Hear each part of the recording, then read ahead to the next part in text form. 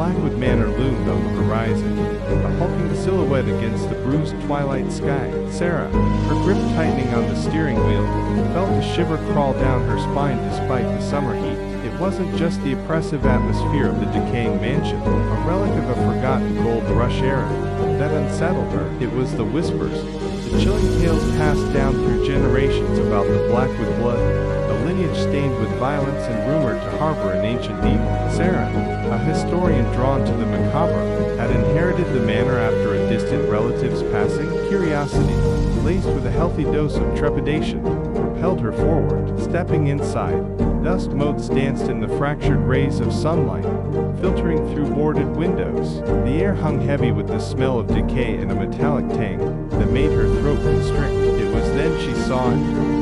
Tarnished silver locket nestled on a dusty table. The inscription on the locket sent a jolt through her. "Blood remembers," it read. As she gripped the cool metal, a sudden warmth bloomed across her palm, spreading up her arm like a tide. A low, guttural growl resonated from within the house, a sound devoid of humanity. Panic clawed at her throat as shadows seemed to writhe on the walls, morphing into grotesque shapes. The first victim was the local handyman, drawn by the promise of easy work. Sarah found him later, his face contorted in a silent scream, a crimson stain blooming grotesquely on his chest. The blood, thick and viscous, an unnatural shade of black, pulsed with an obscene light. It was then Sarah realized the whispers were true. The Blackwood blood wasn't just tainted, it was a conduit, a vessel for an ancient evil that craved violence and thrived on despair. Fear became a constant companion. Visions, both chilling and vivid, plagued her sleep, whispers in a forgotten tongue,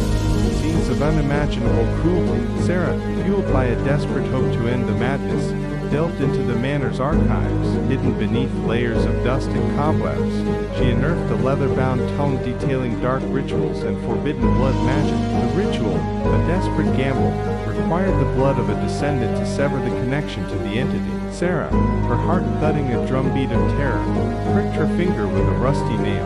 As the crimson bead welled, the house convulsed. Groans echoed in the halls, walls pulsed with a sickly light. The locket in her hand grew unbearably hot. Just as she was about to complete the ritual, a figure emerged from the shadows, tall, gaunt, with eyes that burned like embers.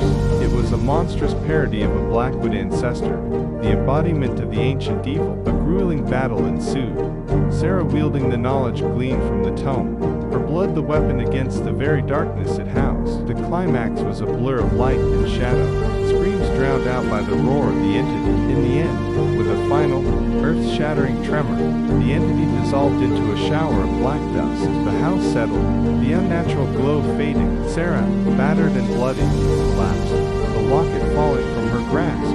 As dawn painted the sky, she lay there, the weight of the ordeal crushing her, the echo of screams still lingering in her ears. She left Blackwood Manor, not with the satisfaction of a solved mystery, but with the chilling knowledge of a darkness barely contained. The Blackwood blood might be cleansed, but the memory of the entity, the taste of metallic fear, would forever be a part of her. And somewhere, deep within the crumbling walls, the tarnished silver locket lay silent, a grim reminder that some evils, once awakened, leave an indelible stain.